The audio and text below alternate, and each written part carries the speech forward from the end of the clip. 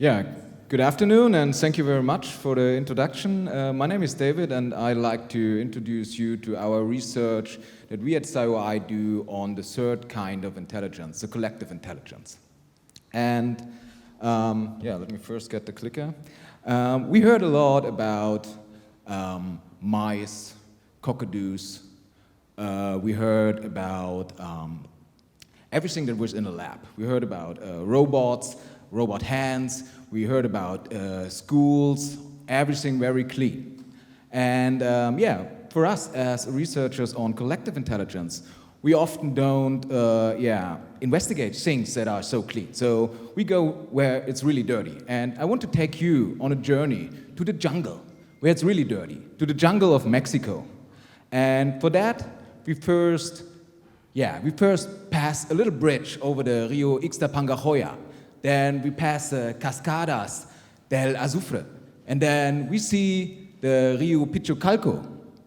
And you see, wherever we go deeper into the jungle, the water will get more milky. And there is something very special in that area. In that area, there is, from volcanic origin, there are springs where hydrogen sulfate comes to the surface. So hydrogen sulfate, that is a chemical that makes rotten eggs smell that fantastic. So in that area, with a lot of toxic hydrogen sulfate in the water, we work. And we work there like this. So we employ our cameras. It's really a dirty job. And when everything is set and in place, we can observe something like that. We can observe kingfishers, in German Eisvögel, that hunt on tiny fish. And these tiny fish are the only survivors in that toxic water that smells like rotten eggs.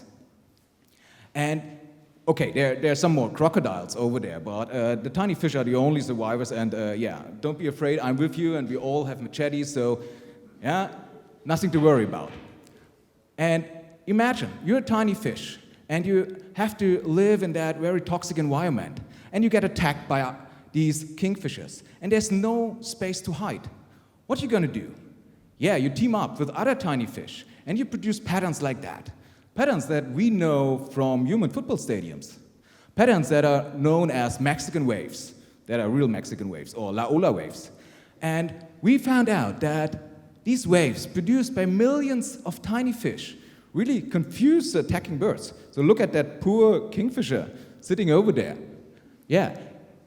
They get confused. They attack they take longer to attack the next time, and they eventually even attack at a different spot. So that's a fantastic example of a collective behavior performed by tiny fish that is really smart and helps them.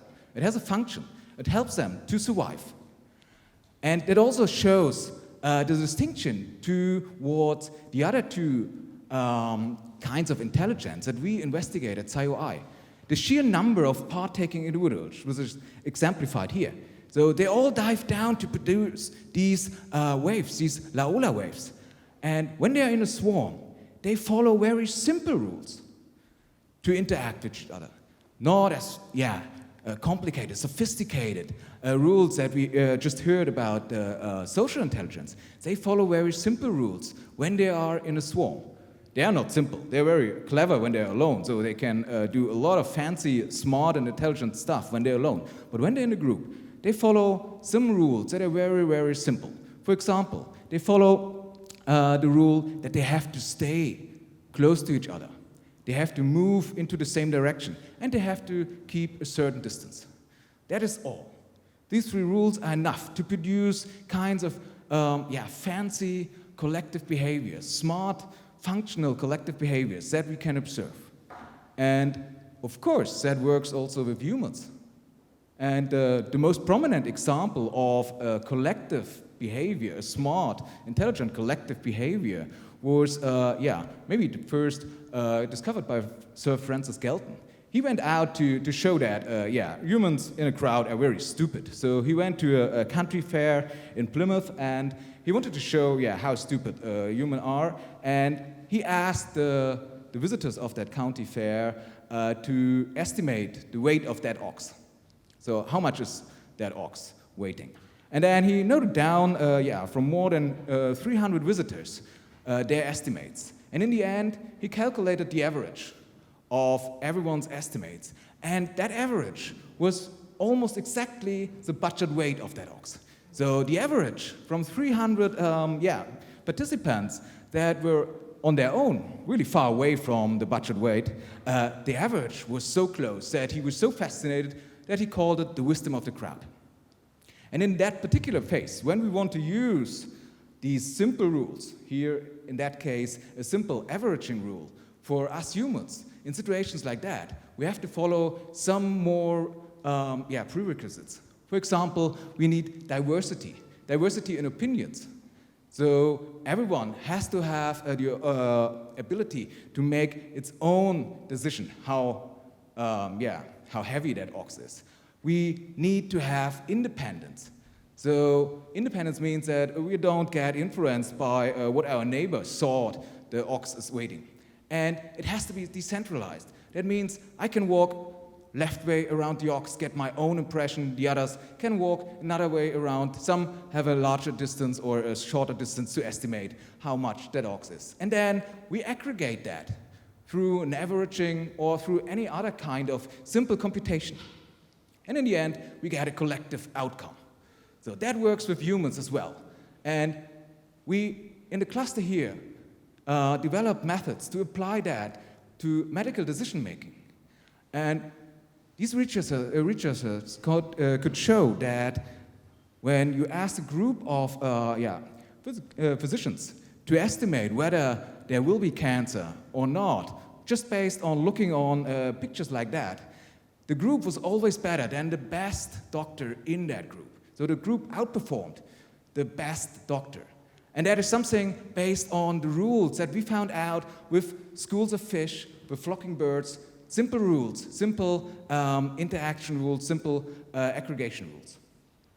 But there is a difference between what Galton did and what the researchers with the medical decision studies did, and what we find in nature. In Galton's case, and also in the breast cancer case, there was someone overseeing everything.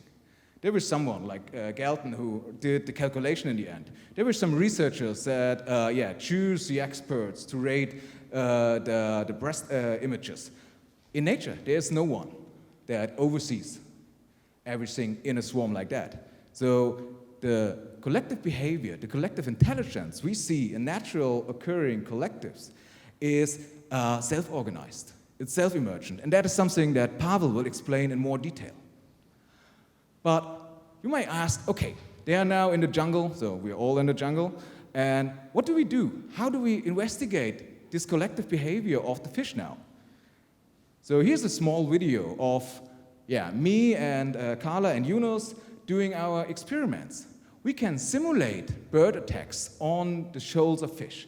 And with that simulated bird attack, here in that case with a small white plate, we can manipulate how the fish react. And from that manipulation, by, for example, using a bigger plate or a smaller plate, we can extract rules.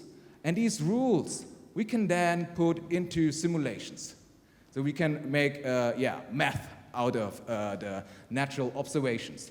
And from that simulations, we can easily go a step further and put these simulations into swarms of drones, swarms of robots. So with the looping that we heard today from observing biological systems, putting that into simulations, and then maybe having better questions also to ask what next field season we can do as simulation or a stimulation in the field.